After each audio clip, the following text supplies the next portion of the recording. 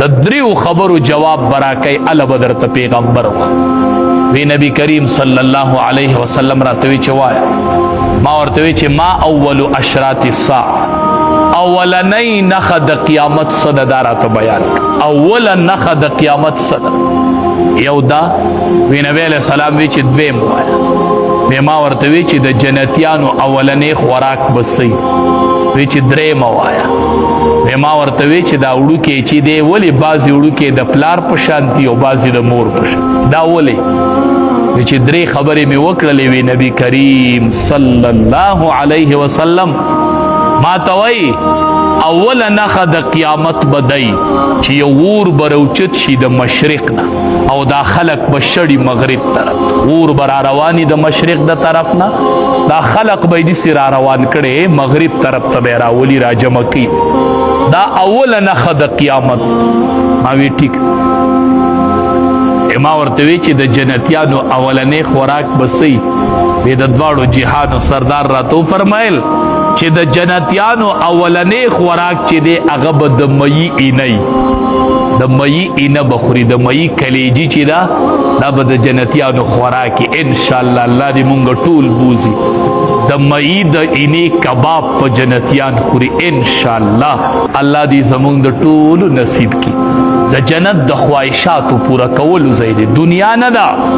التب ان شاء الله خپل خواهشات پورا کو ان شاء الله صحابی نبی علیہ السلام تو ویل تبتایینو ته خو به ډیر په لوی مقام د الله حبیب نمون بدی اینو تاب زیارت بکیږي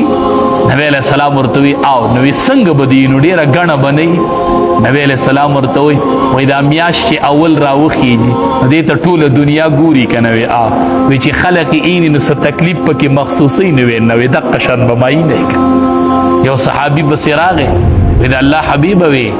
توای چې جنت کې بنيري د صفا وبو نوې د صفا وبو نیر چی کنه دنیا کې نو پدې کې چې کورت کانی پراتی نو ډیر خوند دی وبو کې چې کورت کان نوې د جنت پدې نیر کې به کورت کانی د دواړو جهانو سردار ورته وي او یبا خو به کورت کانی نه هغه به یاقوت او مرجان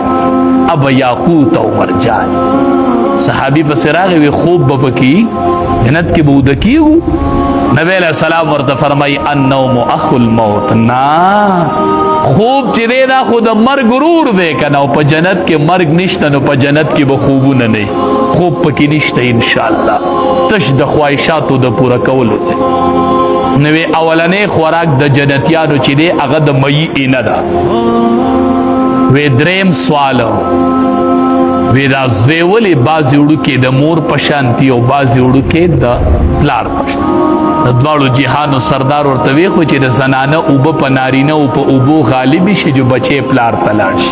او چې د زنانه اوبه د نارینه په اوبو غالب شي جو بچي مور تلاړ شي وی بالکل درست وی نبی علیہ السلام ورته وی تا چې څنګه تاسو کو اتانی جبريل راغه او اخبرني او ماته خبر را تا تاسو کو جبريل امین راغه ماته وی د دې دریو خبرو جوابونه دادي عبد الله ابن سلام رضی الله تعالی عنہ یې زلګرامه خته شوما ما وی د الله حبیب د لاس تیرا خور کا وی نبی علیہ السلام لاس دسی کو او ما پکې لاس کې خود ما وی اشهد الله اله الا الله واشهد ان محمد رسول الله ما الله یو امنو او تم د الله پیغمبر امنلې تم نبی اخر الزمان امنلې تاکي د نبوت نخ پرتی دي تاکي د نبوت نخ پرتی آدم علیہ السلام حدیث مبارک کے راضی چې آدم علیہ السلام پیدا شو بین کتفی آدم مکتوب محمد رسول الله وخاتم النبیین چې آدم علیہ السلام پیدا شو نو د دوو ولو په مینس کې لیکل شوی چې محمد رسول الله وخاتم النبیین محمد بد الله رسول او اخیری پیغمبر دا د آدم علیہ السلام د پیدایش سره د هغه د دوو اوګو منس کې لیکل شوی نو عبد الله ابن سلام رضی الله تعالی عنہ د یهود لوی عالم د تورات په امام الانبیاء پلاسه اسلام راوړو او اسلام قبول کو دین اسلام ترا داخل شو ولی